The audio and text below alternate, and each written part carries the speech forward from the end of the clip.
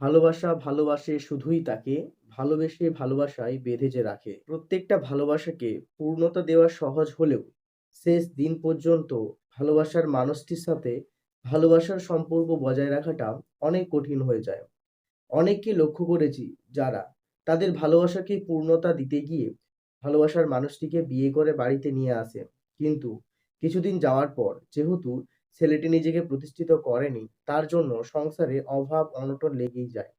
তারপর থেকে দুজনের দুজনের প্রতি ভালোবাসা ধীরে ধীরে কমতে থাকে। প্রথম দিকে তাদের মধ্যে যে একটা প্রেমের সম্পর্ক ছিল, সেই সম্পর্কটা আস্তে আস্তে নষ্ট হতে থাকে।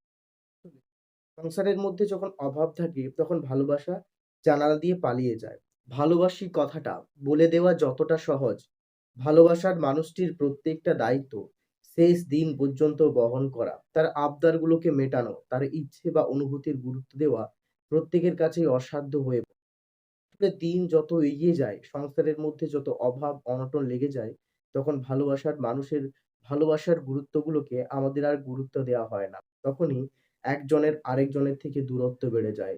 ভালোবাসার মধ্যে ফাটল জন্মে যায়। আর সেখান থেকেই ভালোবাসার ধীরে ধীরে অবনতি ঘটতে থাকে। আমি এমন অনেকজনকে দেখেছি যারা তাদের ভালোবাসার মানুষটিকে তার নিজের জীবনের চাইতেও অনেক বেশি ভালোবাসতো।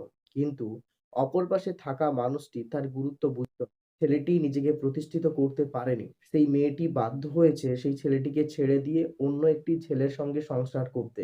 কারণ আজকের দিনে প্রত্যেকটা মেয়েই চায় এমন একজনকে তার জীবনসঙ্গী করতে, যার সাথে তার জীবনটা পুরো সিকিউর থাকবে। ভালোবাসা এমন একটা অনুভূতি যেটা কখনোই প্রকাশ করা যায় না। ভালো লাগার থেকেই ভালোবাসার সৃষ্টি হয় এবং কখন কাকে যে ভালো লেগে যায় সেটা বোঝা খুবই মুশকিল।